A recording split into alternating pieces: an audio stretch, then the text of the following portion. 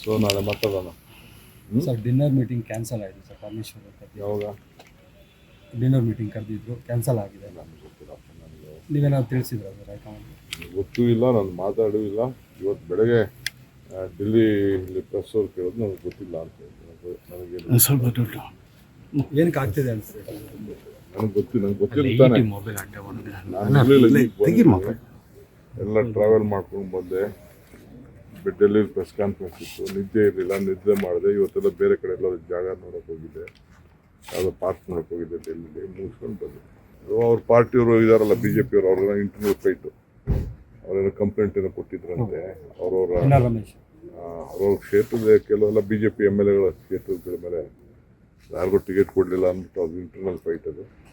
ಅದಕ್ಕೆ ನಾವು ಸುಮಾರು ಒಂದೂವರೆ ವರ್ಷದಿಂದನೇ ಆಫೀಸರ್ಸ್ಗೆ ಹೇಳಿದ್ದೆ ನಾವು, ಅವ್ರು ಏನೇನು ಕೇಳ್ತಾರೆ ಡಾಕ್ಯುಮೆಂಟ್ ಎಲ್ಲ ಕೊಟ್ಟು ಕೋಪ್ರೇಟ್ ಮಾಡಿ ಅಂತ ಹೇಳಿದ್ವಿ. ಅವ್ರು ಮಾಡ್ತಾರೆ, ಏನು ಬೇಕಾದ್ರೂ ಕೋಪ್ರೇಟ್ ಮಾಡ್ತೀವಿ, ಅದರಲ್ಲಿ ಏನು ತಪ್ಪೇನಿಲ್ಲ. ಏನೇನು ವಿಚಾರ ಕೇಳ್ತಾ ಇದ್ದಾರೋ ನನಗೆ ಡೀಟೇಲ್ ಗೊತ್ತಿಲ್ಲ. ಬಟ್ ಹಿಂದೆನೇ ನನಗೆ ಆಫೀಸರ್ಸ್ ಬಂದು ಹೇಳಿದ್ರು, ಈಗೇನೋ ಡಾಕ್ಯುಮೆಂಟ್ ಕೇಳಿದ್ರೆ ಕೊಟ್ರಪ್ಪ ಅಂತೇಳಿ. ತಪ್ಪೇನಿದೆ? ನಾವು ರೈಟ್ ಟು ಇನ್ಫಾರ್ಮೇಷನಲ್ಲಿ ಎಲ್ಲ ಡಾಕ್ಯುಮೆಂಟು ಕೊಡ್ತೀವಿ. ನಾವು ಕೊಟ್ಟರೆ ತಪ್ಪಿದೆ? ಅವ್ರ ಡ್ಯೂಟಿ ಅವ್ರು ಮಾಡಲಿಕ್ಕೆ. ಯಾರು ತಪ್ಪಿದ್ದವರು ಶಿಕ್ಷೆ ಅನ್ಭವಿಸ್ತಾರೆ, ಅದಕ್ಕೆ ಯಾಕೆ ವೇಸ್ಟ್ ಮಾಡಬೇಕು?